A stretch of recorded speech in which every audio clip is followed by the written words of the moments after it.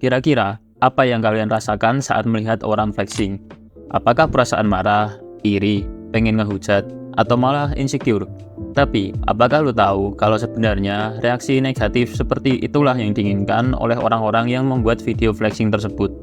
Karena di zaman sekarang, ternyata flexing itu bisa jadi sebuah strategi marketing yang terbilang cukup efektif gitu untuk menarik pundi-pundi cuan. Jadi, bagaimana bisa konten flexing jadi alat untuk marketing?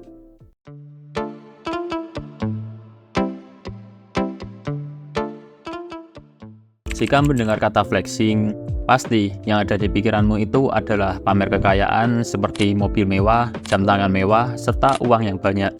Tapi sebenarnya, flexing itu tidak terbatas pada barang mewah saja, bisa berupa prestasi, bentuk tubuh, atau sejenisnya. Karena singkatnya, flexing ini adalah kegiatan pamer, dan kata pamer sendiri tentu saja tidak dikhususkan untuk pamer kekayaan saja. Walaupun ya, kebanyakan orang sekarang memang beranggapan kalau flexing itu sendiri adalah pamer kekayaan atau sesuatu yang berbau kemewahan. Well, alasan kenapa konten flexing ini bisa jadi media marketing itu sebenarnya ada hubungannya gitu dengan personal branding. Jadi, personal branding sendiri adalah usaha yang dilakukan untuk menciptakan atau mempengaruhi persepsi seseorang. Ya, singkatnya ini reputasi diri sendirilah. Jadi, dengan seseorang membuat konten flexing, secara tidak langsung, mereka telah membuat audiens dari kreator tersebut percaya kalau mereka benar-benar orang kaya dan akan mempercayai segala omongan dari kreator tersebut, apalagi jika yang dibicarakan itu berhubungan dengan uang. Lalu, di momen inilah, orang yang flexing tadi akan memasarkan produk mereka entah itu kelas online seperti yang terjadi sekarang atau apapun itu yang berhubungan dengan cara menjadi kaya. Karena ya, siapa sih orang di dunia ini yang nggak mau punya banyak duit? Tapi katakanlah tidak ada orang yang mau membeli produk mereka. Apakah flexing yang mereka lakukan bisa disebut gagal? Well, nggak juga. Karena nyatanya, konten flexing itu cukup efektif untuk menarik follower yang ujung-ujungnya tentu saja mendatangkan banyak AdSense dan endorse. Itu pun kalau mereka mau menerimanya sih. Apalagi, di zaman sekarang, kalian tidak perlu benar-benar kaya untuk bisa membuat konten flexing. Karena sudah banyak gitu jasa penyewaan mobil sport dengan harga yang relatif terjangkau. Pacar aja bisa disewa sekarang. Tapi, perlu diingat bahwa tidak semua kreator itu membuat konten flexing dengan tujuan untuk marketing. Bisa saja mereka memamerkan kekayaan dengan tujuan untuk meningkatkan status atau ya kepuasan aja sih. Oh ya, ngomong-ngomong, kalian pernah nggak kepikiran? Kenapa orang yang dijuluki sebagai orang terkaya di dunia itu tidak membuat konten flexing? Padahal kan flexing ini bisa jadi media marketing yang terbilang cukup efektif gitu. Ada yang bilang kalau alasan orang terkaya ini tidak membuat konten flexing itu karena kebanyakan orang sudah tahu kalau mereka memang orang kaya. Jadi tidak perlu menunjukkannya gitu. Tapi kalau dipikir-pikir lagi, bukannya manusia itu hanya fokus kepada peringkat 1, 2, atau 3 ya? Sebagai contoh, emang kalian tahu siapa orang terkaya nomor 7 di dunia? Atau di kasus lain misal, kalian pasti tahu kalau MrBeast adalah YouTuber dengan subscriber terbanyak di dunia. Nomor 2 adalah T-Series. Tapi, apakah kalian tahu siapa YouTuber dengan subscriber terbanyak peringkat 8, 9, atau 10 di dunia? Ya, setelah mencari jawaban ke sana kemari, gua menemukan satu jawaban yang menurut gua sangat masuk akal. Alasan kenapa orang yang benar-benar kaya itu tidak melakukan flexing itu dikarenakan orang-orang ini tidak berinteraksi dengan masyarakat secara langsung. Toh misal mereka terpaksa untuk turun atau berinteraksi dengan orang-orang, tentu saja orang yang diajak bicara tersebut sudah tahu gitu siapa mereka sebenarnya. Apalagi orang yang bisa bicara dengan orang terkaya di dunia itu sudah pasti bukan orang biasa.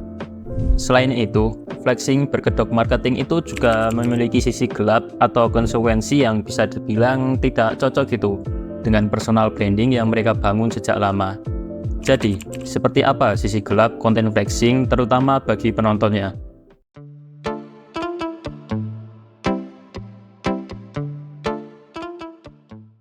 Sisi gelap. Ya, pasti orang-orang lebih familiar gitu dengan sisi gelap atau dampak buruk dari flexing ketimbang sisi positifnya. Bahkan sampai ada yang bilang seperti, alah palingan cuma bohongan. Kalau enggak, ini mah cuma indra keenam jilid 2. Well, apapun itu, sebenarnya sikap skeptis seperti inilah yang memang seharusnya dilakukan saat ada orang yang flexing-flexing nggak jelas. Cuma jangan sampai nyinyir aja sih. Kenapa? karena akan sangat sulit untuk mengetahui motivasi sebenarnya dari konten flexing tersebut. Bisa saja mereka cuma buzzer yang bertujuan untuk mempromosikan sesuatu yang ilegal seperti kasus yang sudah-sudah tentunya. Selain itu, terlalu sering melihat video orang flexing itu ternyata juga bisa menimbulkan budaya konsumtif yang tidak baik bagi penontonnya.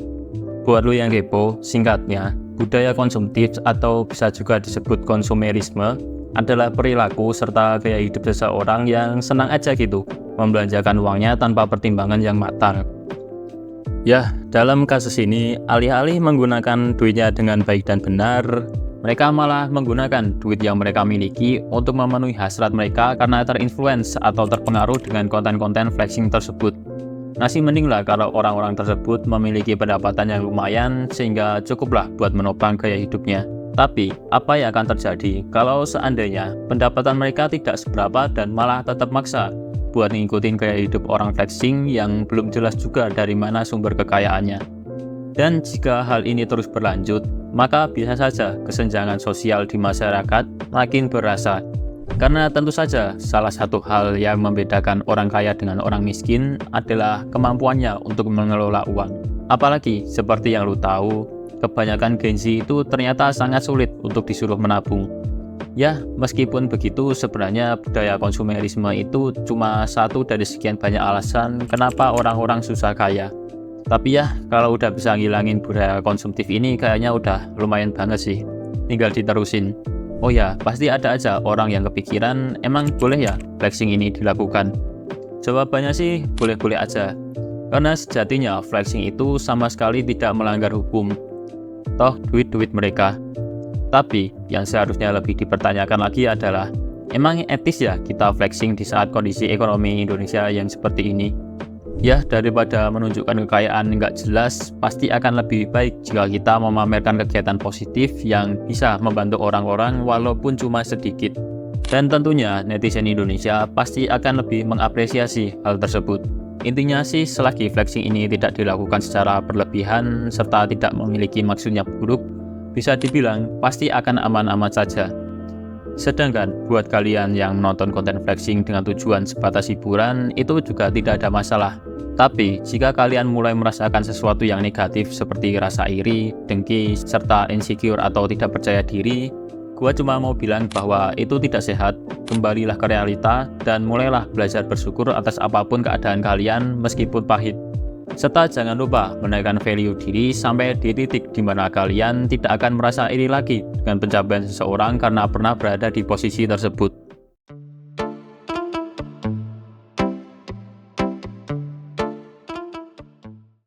Makasih buat lu yang sudah menonton video ini. Gimana? Apakah ada yang ingin lu sampaikan? Bisa banget komen di bawah. Jadi, jangan lupa belajar.